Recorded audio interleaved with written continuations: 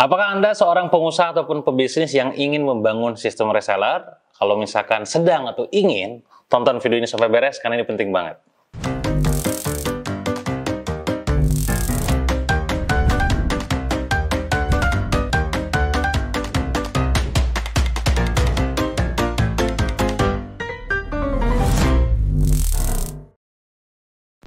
Oke, kawan-kawan semua, hari ini di video kali ini saya pengen sharing kepada Anda tentang gimana sih pengalaman saya pribadi membangun dan juga membina banyak reseller, total kurang lebih di angka hampir 60.000 orang se-Indonesia, dan itu kebanyakan memang para pemula dan juga para mama ya.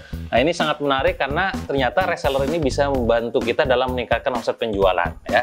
Nah, bagi Anda yang sekarang dalam kondisi katakanlah pengen banget bikin sistem reseller atau mungkin sedang membangun sistem reseller ya dengan pasukan penjualan, entah itu reseller, entah itu agent, entah itu distributor, entah itu affiliate, entah itu makelar, dropshipper, apapun itu namanya.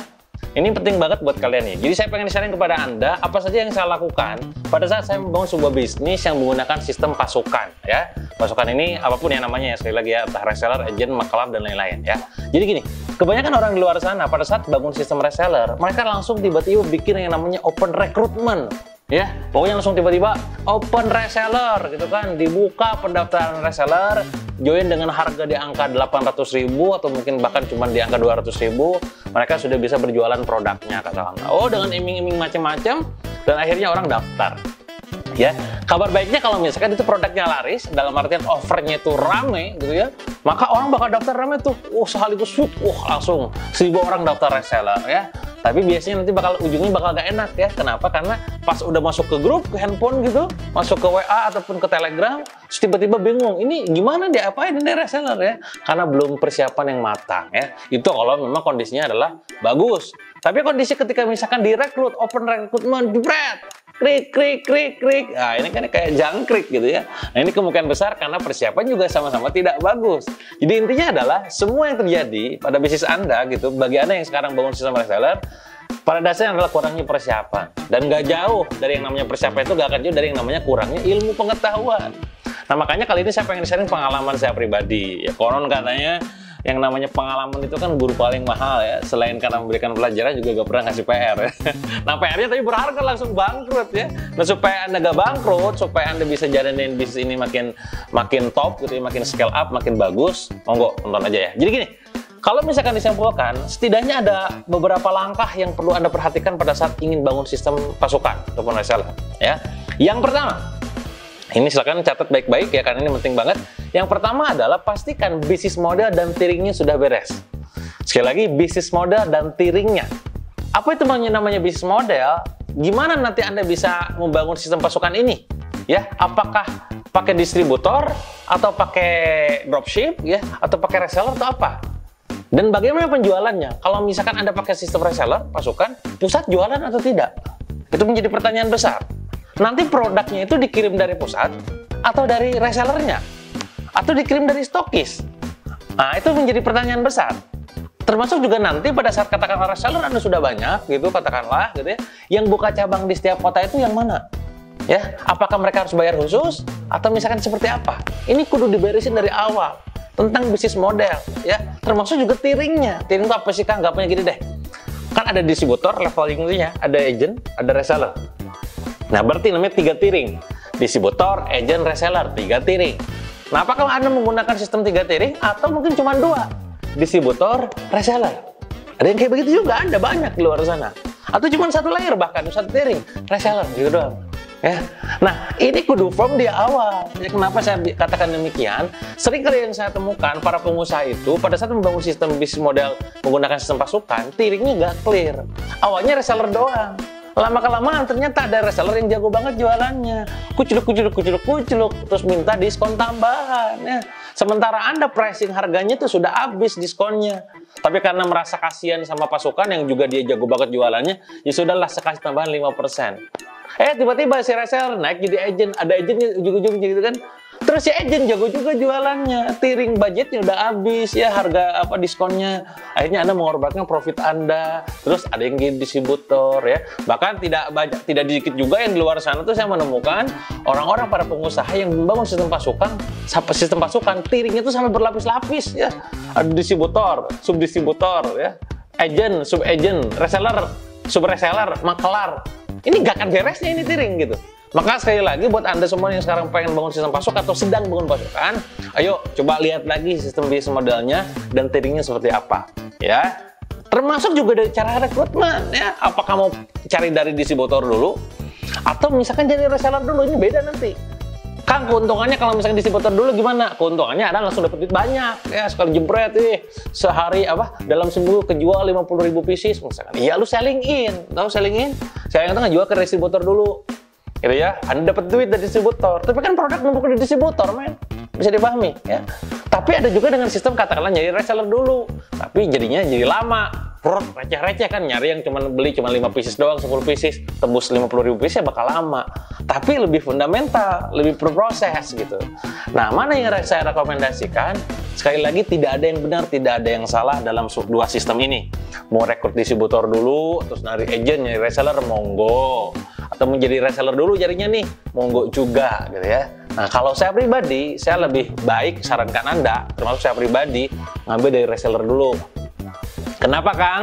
Karena kita nanti tercipta market dari demand itu dari market. Jadi sudah ada marketnya gitu loh. Nanti reseller kalau yang jago jualan naik jadi agent, tapi dalam kondisi sudah Anda siapkan. Mereka jago juga naik jadi distributor. Jadi memang lebih berproses tapi lebih kuat. Nggak tiba-tiba besar jebret gitu ya, tapi nggak fundamental, nggak mengakar. Biasanya kalau kayak begitu, suatu ketika ada kasus di mana distributor itu nyetok produk banyak banget, nyampe ribuan, tapi dia nggak bisa jualan, apa yang terjadi? Stoknya numpuk. Kalau udah stoknya numpuk, putus asa, dia butuh duit, jual harga di bawah standar, jual di MP, jual di sosmed, ambiar semua. Pasukan yang lainnya pada protes, loh itu harganya di bawah standar, rusuh. Nah, mengurangi kayak begitu, makanya saran saya mending dari bawah aja, reseller dulu ya, baru nanti mereka jago, offering jadi agent, tambahin diskonnya. Agentnya jago, tambahin jadi distributor, offering lagi gitu kan. Jangan langsung tiba-tiba distributor. Memang itu cepat kaya, tidak bisa dipungkiri. Anda punya distributor 100 orang aja, masing-masing mereka transfer katakanlah 50 juta atau 100 juta. 10 juta, 100 juta dikali 100. Udah 10 miliar sekali transaksi sebulan gitu. Tapi not recommended kecuali Anda siap menanggung resikonya, sekali lagi ya. Itu nomor satu. Jadi bikin pasukan itu ada ilmunya. Nomor satu itu adalah pastikan bisnis model dan juga tiringnya sudah beres. Itu nomor satu. Nomor dua apa lagi, Kang? Nomor dua adalah tentang margin dan diskonnya. Jadi Anda kudu kotret-kotret gitu ya. Kira-kira diskon yang akan Anda berikan ke distributor, ke agent dan reseller berapa persen? Ya, termasuk juga margin yang ingin Anda ambil sebagai profit berapa persen? Ya, jangan sampai tadi yang seperti saya katakan di awal gitu, pada saat Anda bikin tiring baru, Anda sudah gak ada marginnya. Lah, Anda ngapain omset Anda 10 miliar, tapi margin Anda cuma dikit banget, cuma 5% atau cuma 3%. Capeknya dapat, tapi duitnya kagak ada gitu loh. Jadi sekali lagi, Anda silahkan pikirkan margin berapa persen yang ingin Anda ambil sebagai profit, berapa persen yang Anda dijadikan sebagai diskon untuk dibagi ke reseller, agent, dan juga distributor. Nah, ini kudu coret-coret dulu, ngotret. Oke, distributor diskonnya 40%, agent 30%, reseller 20% katakanlah, gitu ya. Termasuk juga gak cuma sekedar itu, nanti unsur-unsur lainnya. Misalkan ketika reseller upgrade jadi agent, apa kira-kira feedback Anda untuk dia si reseller? Apakah tiba-tiba itu gak ada bayaran khusus, gak ada fee khusus? Atau karena kamu sudah membina si reseller dan sekarang mereka jadi saingan Anda sebagai agent, sama-sama jadi agent gitu ya? Bisa kebayang nggak? Awalnya dia ada reseller nih, agent nih saya nih, tiba-tiba jadi agent. Nah, apakah ada duit yang dibayarkan ke agent gitu? Nah, ini perlu dipikirin. Jadi di poin nomor 2 coret-coretnya, potret tuh di Excel gitu ya. Berapa margin yang akan diambil, berapa diskon yang ingin diberikan, berapa reward yang ingin diberikan juga pada saat dia bina gitu. Nah, ini silahkan pikirkan di nomor 2. Jadi jangan apa-apa langsung open recruitment, kayak lah bentar dulu belum beres. Itu nomor 2. Paham ya? Jadi mau gue coret-coret dulu marginnya berapa persen, diskonnya berapa persen. Idealnya berapa persen, Kang? Nggak ada batasan ideal ya. Yang pasti idealnya adalah kudu untung, itu poinnya ya. Jadi Anda mau ngambil katakanlah ngasih diskon distributor cuma 20%, 30%, bahkan 50% pun kalau memang Anda masih untung ya hajar bleh. Sekali lagi, tidak ada yang benar, tidak ada yang salah. Yang ada adalah konsekuensi. Itu nomor 2. Terus nomor 3, apa lagi, Kang? Nomor 3, tentang namanya rules and kode etik. Apa itu Kang rules kode etik? Gampangnya adalah bagaimana aturan mainnya nanti pada saat mereka sudah berada di dalam sistem Anda. Apa yang boleh, apa yang tidak boleh dilakukan. Entah itu dalam grup WA, dalam grup Telegram, dalam bersosialisasi, dalam berpromosi. Itu harus dibahas. Karena yang namanya pasukan itu rentan dengan yang namanya drama. Melebihi drama Korea dan sinetron, Ikatan Cinta. Kenapa mereka tuh bakal rusuh nanti di dalam? Ini kok tiba-tiba begini, kok begitu? Wah, rame ya. Daripada rusuh, Anda bikin framing dulu. Tertuang dalam sebuah dokumen. Namanya adalah rules dan kode etik. Jangan sampai ini ada terjadi dengan kawan saya, omsetnya sebulan bisa nyampe 18 miliar sampai 20 miliar. Ya, Masya Allah omsetnya, miliaran ya. Tapi ya Allah, tidak ada ketenangan dalam hati ini karena tiap hari drama di grup. Nah, jangan sampai kayak begitu tuh. Anda mah kudunya apa? Ya tadi duitnya dapat, keterangan juga dapat. Kan gitu ya, bisnis yang berkah kan dapat keterangan. Makanya bikin aturannya, bikin kode etiknya. Ya, jangankan bisnis, teman-teman, hidup saja dalam hidup ini kita hidup ya. Allah tuh bikin aturan dalam bentuk Al-Qur'an, bentuk as-sunnah gitu kan. Tetap aja ada yang melanggar, apalagi sesuatu itu dalam bisnis kagak ada aturan ya. Insya Allah dilanggar terus ya. Jadi daripada kita dilanggar terus dan kitanya puyeng sendiri, sampai ada kawan saya itu kawan-kawan ya, ini pengalaman kawan gitu, sampai dia tuh bikin sistem pasukan, saking gak siapnya dengan drama pasukan, sampai masuk rumah sakit ya. Saking stresnya gitu loh. Nah, jangan sampai Anda kayak begitu. Bisa dipahami ya. Nomor 3 adalah pastikan Anda sudah beres rules dan kode etiknya ya. Nomor 4, apalagi yang harus Anda lakukan, yang perlu Anda bikin. Nomor 4 adalah reward and punishment-nya. Apa itu maksudnya? Jelas ya, berarti yang sistem penghargaannya dan hukumannya ketika mereka misalkan katakanlah melanggar aturan, ketika mereka katakanlah melanggar kode etik dan lain-lain. Intinya adalah apa penghargaan Anda yang Anda berikan kepada mereka jika seandainya mereka achieve sekian ratus sales, 1000 sales atau berapa sales, sehingga mereka termotivasi untuk bisa bergerak lebih baik lagi. Entah bisa jadi rewardnya itu berupa kayak dapat handphone, logam mulia, dapat kendaraan, sepeda motor, laptop, terus juga HP, atau misalkan umroh, jalan-jalan ke luar negeri. Nah, itu dibikin sistem rewardnya, termasuk punishment-nya kalau misalkan mereka melanggar kode etik dan juga apa namanya yang dinamakan dengan rules. Bisa dipahami ya. Jadi nomor 4 dibahas juga, jangan sampai kagak dibahas ya. Nanti orang nggak semangat. Ada kalanya orang tergerak bukan karena komisi diskon yang besar saja, teman. Komisinya lumayan 50.000 per set, ataupun katakanlah 100.000, tapi nggak ada rewardnya, nggak menarik. Dan ingat, reward itu bisa dijadikan juga sebagai ajang dalam bagian branding nanti. Jika kita jalan-jalan umroh bareng, seperti yang sering saya lakukan gitu ya, umroh bareng dulu sebelum pandemi ini ya. Umroh gitu kan, kan kita bisa tebar banner kan, spanduk gitu ya, umroh bareng BR misalkan, umroh bareng bilioner gitu, ini bisa begitu ya. Maka sekali lagi, bikin sistem reward dan juga punishment-nya. Jadi itu juga dibikin sebelum kita open recruitment. Itu nomor 4 ya. 5, yang kelima apa? Kurikulum dan pembinaan ya. Karena bagaimanapun juga berbasis pasukan, mereka ini kudu kita ajarin supaya jago jualan. Jangan cuma nyuruh-nyuruh doang, ayo semangat jualannya, ayo doang, itu kagak ada jualannya gitu ya. Ajarin dong gimana caranya. Makanya bikin sistem kurikulum. Ya, dalam sebulan berapa kali mentoring?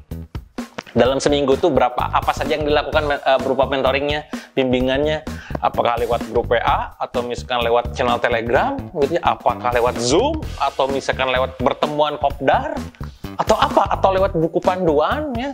Nah, itu dibikin juga. Ya, itu nomor 5. Jadi bikin kurikulum dan juga pembinaannya. Nah, ini udah jelas kalau di kita, karena saya juga di Billionaire Coach punya lengkap kurikulumnya, jadi ya tinggal ajarkan saja kalau di saya ya. Kalau Anda nih kalau bikin bisnis pribadi gitu ya monggo dipikirin kurikulum dan juga pembinaannya ya. Itu nomor 5. Nomor 6 adalah marketing and promotion kitnya. Anda kalau misalkan bangunnya reseller, mereka tuh pengennya dimanja. Pokoknya apa-apa udah tersedia aja. Itu bawaannya si reseller tuh kayak gitu. Nanti jadi di copy tuh, nanti di channel Telegram di copy, di paste di Facebook, di copy, di paste di Instagram, di WA Story gitu. Pengennya dimanjain banget lah ya. Nah, pada saat Anda nge-share linknya itu jangan langsung share langsung Google Drive gitu ya. Nanti gak terkontrol. Mending Anda share tiap hari aja. Jadi sekali lagi poinnya adalah nomor 6 ini, marketing kit dan promotion kitnya sudah disediakan ya. Video, gambar, copywriting, semua disiapin. Jangan sampai Anda nyuruh mereka jualan tapi mana alat perangnya, kagak ada, ya ambil gitu ya. Nah, nomor terakhir yang ketujuh adalah sistem dan IT supportnya. Nah, ini untuk memudahkan mereka dalam input orderan. Pada saat mereka katakanlah order, gimana prosesnya ya. Termasuk buat Anda sebagai owner. Pada saat Anda pengen mencari tahu nih, kira-kira produk yang paling laris di mana, yang mana nih? Penyumbang omset paling tinggi yang mana? Penyumbang dari segi bisnis paling banyak yang mana? Leaderboard kayak apa nih yang, oh ternyata distributor terbaik sekarang 10 besarnya si ini, agentnya si ini, resellernya si ini.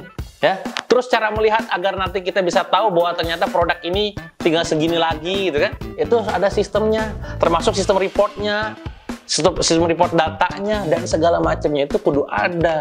Ini saya banyak menemukan para pengusaha yang sekarang ya, mereka masih pakai manual ya, order lewat WA, ya balasinnya semua by WA. Terus juga kalau misalkan saya tanya sekarang nih, berapa sales ada saat ini? Aduh Kang, bentar saya nanya admin dulu. Admin juga ngerekap lewat manual, Excel gitu kan. Saya tanya sekarang, siapa top 10 besar sekarang di distributor Anda? Bentar Kang, saya tarik data dulu. Ya, kelamaan. Sementara Anda sebagai seorang business owner kudu nyambil keputusan. Apa kalau udah bicara omset paling bagus, bisnis paling banyak terjual? Paling banyak apa? Oh ini produk starnya ini. Iya ini yang produk bestsellernya. Nah, sekarang kalau nanya, cuy, tolong cari data mana yang paling bagus penjualannya. Aduh Kang, saya perlu tarik data dulu. Itu nunggu 6 jam lagi, kelamaan gitu ya. Termasuk juga untuk memudahkan para resellernya. Jangan sampai nanti semuanya by manual satu persatu. Termasuk ngitung Anda kalau pusat, ngitung komisi nanti satu-satu ya. Potong apanya semua by satu-satu. Toko online mereka bikin sendiri, ribet.